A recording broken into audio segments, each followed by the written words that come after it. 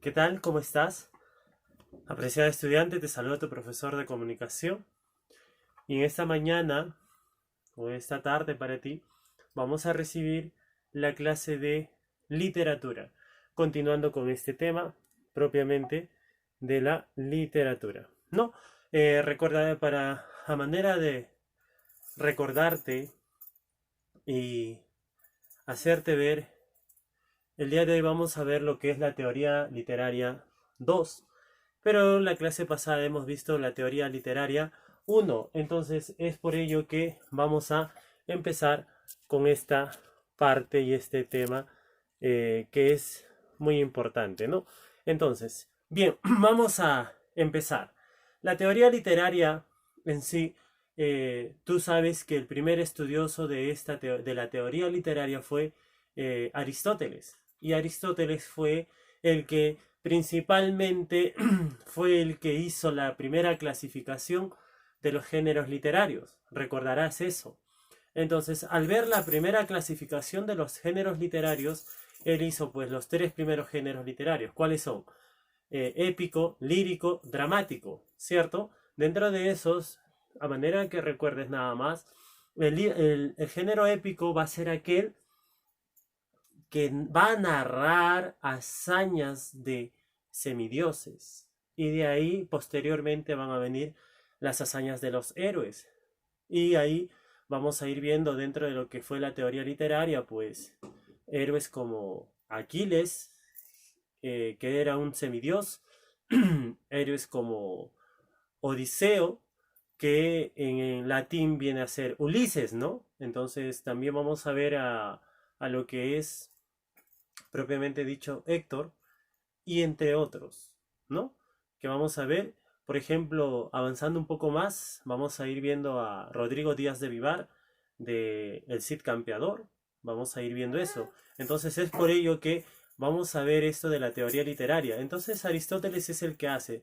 Aristóteles también postula y dice, ¿no?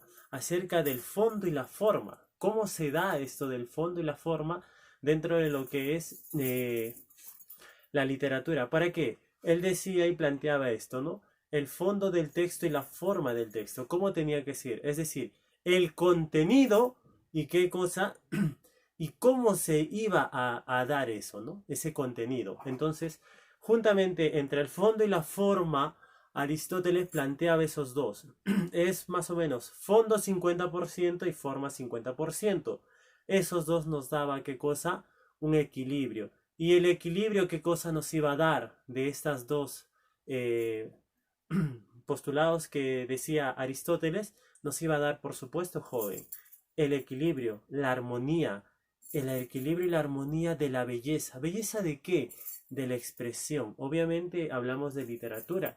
Y si hablamos de literatura, tú entenderás que la literatura es el arte, la expresión de la palabra, el embellecimiento de la palabra. He ahí que tenemos la poesía, ¿no? La prosa, el verso. Y mayormente en literatura se habla de dos formas de escritura, tanto prosa y verso, que se ha utilizado, ¿no? Tanto en estos cantos homéricos, que era en estas rapsodias, ¿no? Que se ha ido utilizando a través del tiempo. Entonces, eso es un poco para ver. Y posteriormente, ya al pasar el tiempo, después de Aristóteles se hizo pues se extendió esta clasificación de los géneros literarios y el día de hoy tenemos pues los cinco géneros literarios, que es épico, lírico, dramático, narrativo y expositivo. Dentro de esos, cada uno tiene sus eh, especies literarias y eso justamente va a tratar en otra clase, ¿no? Entonces, esto de la teoría literaria 2, que el día de hoy vamos a ver, exclusivamente vamos a centrarnos en lo que es los versos propiamente dicho, ¿no? Los versos a través del tiempo se han ido escribiendo en dos formas, ¿no? Métricamente, llamado ritmo, otro rima, que es la prosa y el verso. Es por eso que algunos dicen, está prosando o está versando, ¿no? Entonces, el versar.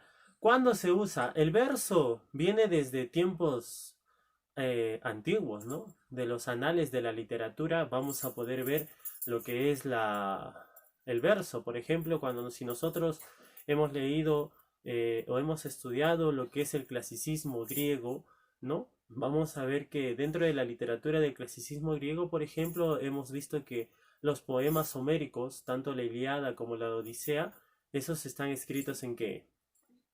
Justamente en verso, que al pasar el tiempo ya fue cambiándose esto, ¿no? Pero en un principio se redactó, se escribió en verso. Después vamos a tener otro ejemplo más claro, es por ejemplo cuando vayamos a ver lo que venía a ser la Divina Comedia, ¿no? El medievalismo dentro de esa corriente literaria, y vamos a ver el medievalismo, perdón, la Divina Comedia y Dante Alighieri con su obra La Divina Comedia, que eso también se escribe en verso, específicamente en decasílabos, ¿no? Es decir, versos de 11 sílabas o estrofas, o perdón, versos de 11 sílabas que se van a tener una contabilidad propiamente dicha. Entonces eso se va a ir dando, que cada verso va a tener un conteo y va a poder tener un número. Es por eso que los versos de Dante cuentan con 33.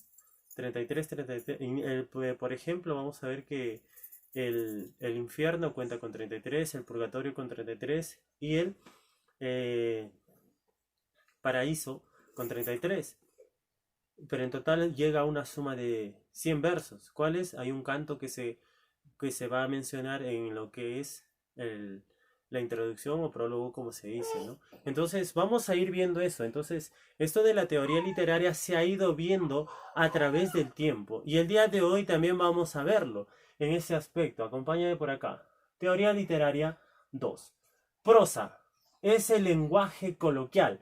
¿Por qué se dice y se menciona que la prosa es el lenguaje coloquial? Porque mira, vamos a ir viendo este aspecto. La prosa es la forma libre en la que el escritor, el autor de ciertos poemas va a escribir. Uno de ellos, por ejemplo, es cuando nosotros vamos a ver, por ejemplo, el poema Masa de nuestro gran escritor César Vallejo, ¿no? Él escribe, por ejemplo, o por ejemplo, Los Dados Eternos de Vallejo también, que eso está escrito en prosa. Él era un escritor es decir, la prosa no pone límites, no pone parámetros, no pone nada de eso para que el escritor pueda expresar libremente su pensamiento, su sentir, ¿no? Sobre sus musas, sobre sus vivencias personales, ¿no? Algo así como autobiográficas. Entonces, la prosa, que es el lenguaje coloquial, libremente escribe. Es por eso que antiguamente, hoy en día ya es muy poco común que se escribían las cartas, ¿sí o no? Esas cartas, ¿en qué crees que estaba escrito? En prosa. Por supuesto que sí. Entonces vamos a ir viendo ese aspecto un poco, ¿no? Entonces, bien, para continuar con este sentido, vamos a ver acá lo que es el verso, ¿ya? Vamos a ver el verso de una manera muy práctica. Por ejemplo, el verso, ¿qué es? El verso dice, es la musicalidad y sonoridad. Cuando hablamos de musicalidad y sonoridad, necesariamente vamos a ver, por ejemplo, te voy a mencionar en el verso un poema del Cantar del Amante, ¿no? Que dice más o menos, te amo, te lo he dicho con mis ojos, te lo he dicho con incesantes suspiros, te lo digo con estos versos, te amo. En la lluvia torrencial que del cielo baja, en la lumbre fugaz que anuncia el trueno, en el melodioso silbar de los algodones celestiales. Y por último, te amo, de esta manera sencilla y pura, como el rocío del pétalo de una flor, como las arenas de la infinitud. Ese es un poema escrito en verso. Entonces tú vas a ver que la diferencia entre un verso y una prosa. Por ejemplo, la prosa es del escritor Mario Vargas Llosa, por mencionarte una prosa, sería, por ejemplo, de su libro Travesuras de Niña Mala, sería: pero el hecho más notable de aquel verano fue la llegada a Miraflores desde Chile, su lejanísimo país de dos hermanos cuya presencia llamativa y su inconfundible manerita de hablar. Esa forma que tú ves es prosa. Entonces, el poema sigue, por supuesto. Entonces, simplemente para hacerte ver cómo es el verso y cómo es la prosa.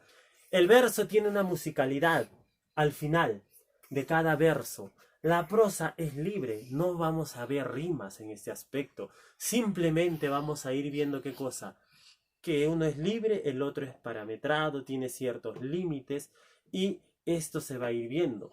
Por supuesto que el verso es parte de la lírica y esta lírica va a tener pues métrica, ritmo y rima, por supuesto, ¿no? Entonces vamos a ir viendo eso. Y acá, mira, hemos citado a un escritor español de la época del romanticismo tardío, por supuesto, que es el poema 23, ¿no? Que es muy conocido y que, mira, dice así, ¿no? Es del escritor Gustavo Adolfo Bécquer, ¿no? Dice: por una mirada un mundo, por una sonrisa un cielo, y por un beso, yo no sé qué te diera por un beso. ¿Ves los versos que Bécquer nos deja en esta oportunidad? Te hago la explicación para ti que me estás escuchando ahí. Cuando dice por una mirada un mundo, tú te imaginas. Bécquer decía, ¿no? Por una mirada yo te doy el mundo. Tan solo quiero que me mires y te entrego el mundo a tus pies. Cuando le dice por una sonrisa te regalo, ¿qué cosa? El cielo. ¿Te das cuenta? ¿Te das cuenta, no? Y por un beso le dice: ¿qué te doy por un beso? Yo no sé qué te diera por un beso. Pídeme lo que quieras si es posible en mi vida y yo te entregaría por un beso. ¿Te das cuenta? Eso es la diferencia entre un verso y una prosa. Eso es lo que, joven, en esta mañana vamos a estudiar. Y ya te dije, ¿no? Esto es, el verso y la prosa es muy común usado por los escritores. Y esto un poquito se va a ver también dentro de lo que a lo largo, no solamente en la corriente literaria del romanticismo, ¿no? Hay infinidad de poemas que tendríamos por mencionar y hacer el análisis. Vamos a ver lo que es la versificación. Cuando hablamos de la versificación, tenemos que ver tres aspectos: la métrica, la rima y el ritmo. Cuando hablamos de la métrica, es la medida de los versos. ¿Recuerdas que te dije hace un momento que había unos versos, por ejemplo, del gran escritor Dante Alighieri, que él nos mencionaba y nos decía, ¿no? Que yo te decía que los versos de Alighieri estaban escritos en endecasílabos, es decir, 11 sílabas, 11 sílabas para conteo de dentro de un verso. Es por eso que lleva 33. Y ese es un número exacto que se ha podido contar. Eso es cuando hay versificación y la métrica. Hay una medida dentro de esos versos. Y acá te voy a explicar, por supuesto, cómo se va a desarrollar esa medida de los versos. ¿Ya? Ahora vamos a tener la rima. Sonoridad al final del verso. Por ejemplo, tú cuando dices por una mirada un mundo, por una sonrisa un cielo, ¿ves que en esta parte final está rimando? Entonces a eso se refiere la rima de los acentos finales. Se está viendo. Entonces tú tienes que ver eso, ¿no? En sí hay muchos poemas que nosotros podríamos ver. Ahora, dentro de la rima, pues mi estimado estudiante, vamos a ver dos tipos de rima, ¿no? La rima consonante y la rima asonante. Una de ellas es la que mayormente termina en vocal y la otra termina en vocal con consonante. Por ejemplo, la consonante es cuando los sonidos de las vocales y las consonantes son iguales. Eso es consonante. Vocal y consonante son iguales. Para que escuches y tengas en cuenta, por ejemplo, un poema, ¿ya?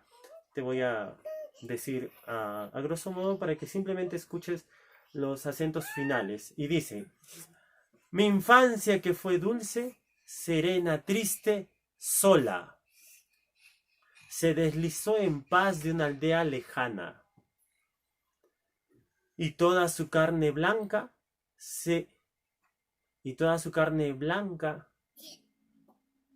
que muere en una ola, y el tañer doloroso de una vieja campana. ¿Te ves en este verso? Por ejemplo, la terminación que vamos a tener en estos versos son, por ejemplo, de la consonante L-A, N-A, L-A, N-A. Es decir, es una rima A-B-A-B. Entonces, es un poquito, acá vamos a ir viendo, ¿no? Entonces, cuando nosotros vamos a ver eso de las rimas, ¿no? La rima consonante. Ahora, la rima asonante, pues, esto es solo cuando van a coincidir, ¿qué cosa? Vocales, al final del verso, ¿no?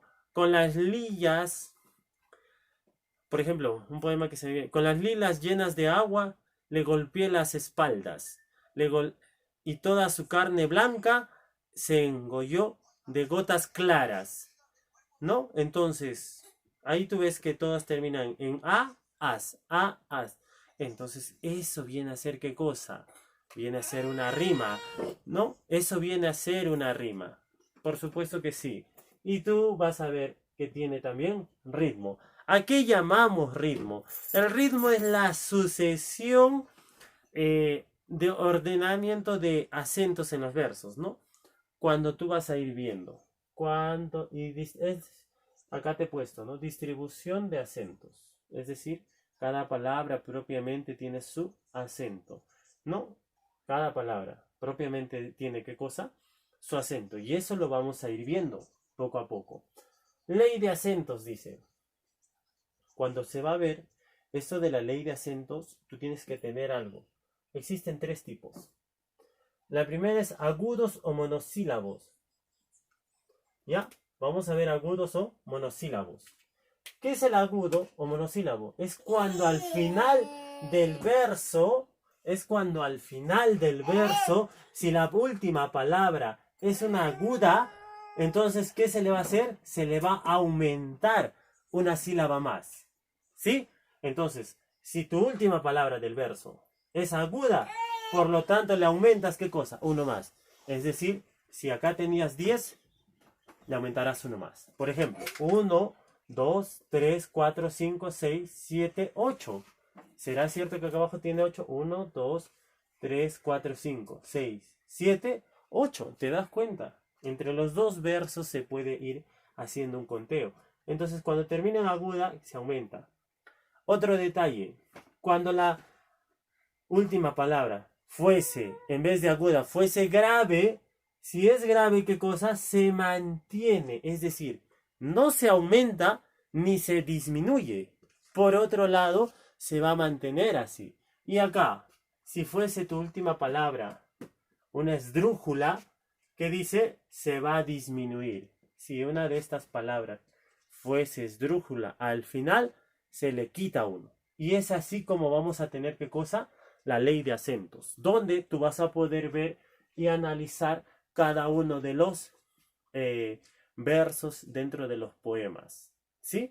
Entonces es así como se tiene que ver esto de lo que es los conceptos básicos. Y por supuesto, acá vamos a ir viendo poco a poco, ¿no? Cómo se va a ir dando esto de la ley de acentos finales. Entonces, ahí vamos a ver, ¿no? Y por supuesto que existen otros, ¿no? Pero cada uno de acuerdo a qué, a su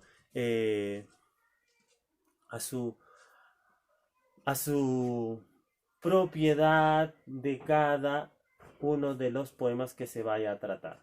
Sígueme y continuemos. Licencias poéticas, que es muy distinto a las leyes de acentos finales.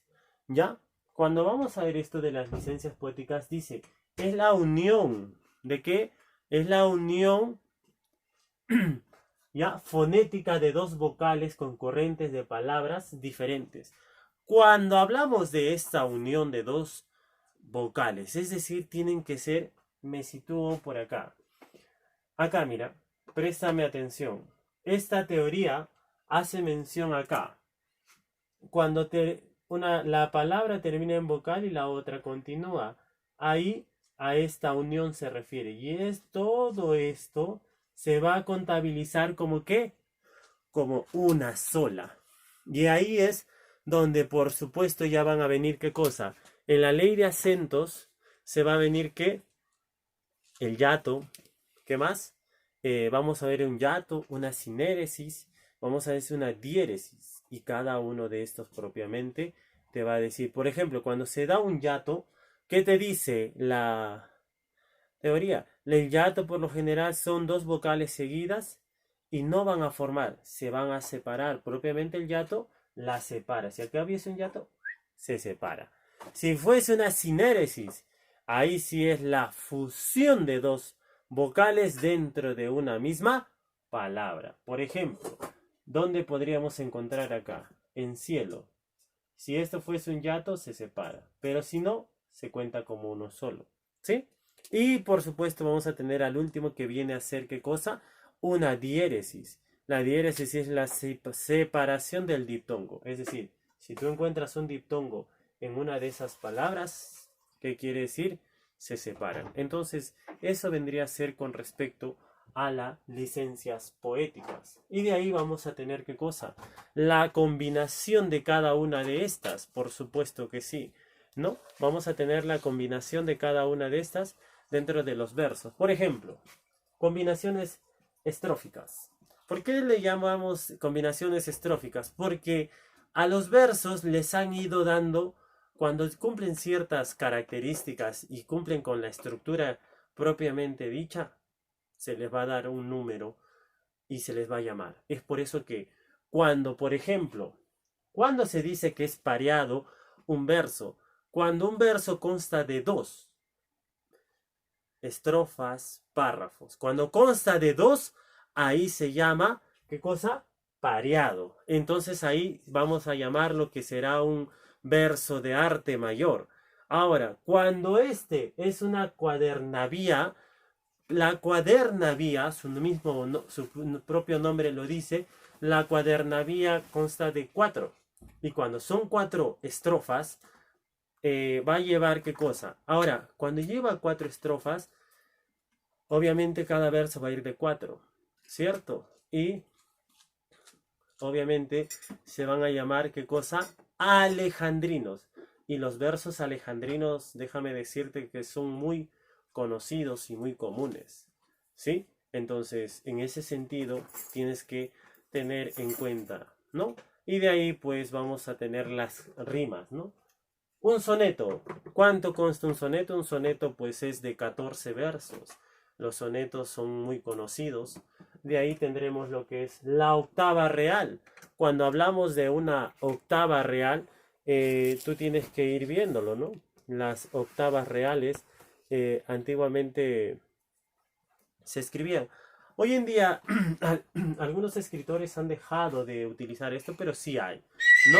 Entonces, la octava real es de 8 versos y por lo general son en decasílabos.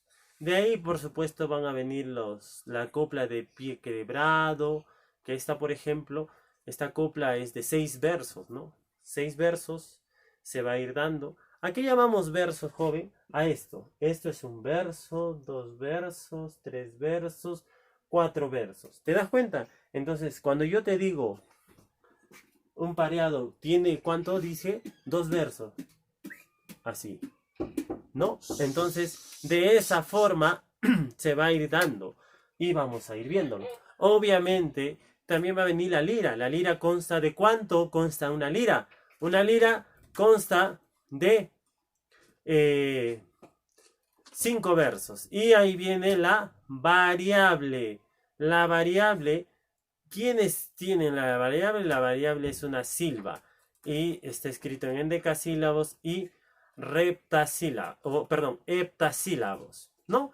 Entonces, joven, lo único que te tengo que decir es, ahora que tú ya tienes la parte teórica, tendríamos que ir a la parte práctica. Entonces, a analizar qué cosa. cada uno de los versos, poemas propiamente dicho, ¿no? ¿Por qué? Porque vamos a ir analizando. Si no se hace este análisis de los versos, mentira es que tú puedas tener la habilidad para que puedas ver. Y como te dije, todo esto es teoría literaria. Por supuesto que también dentro de lo que es teoría literaria tendremos que ver parte de las figuras literarias, ¿no? Entonces ese será tal vez otro tema dentro de lo que es figuras literarias, ¿no? Entonces, deseándote que te encuentres bien en casa, me despido de esta clase y que tengas buena salud. Hasta luego.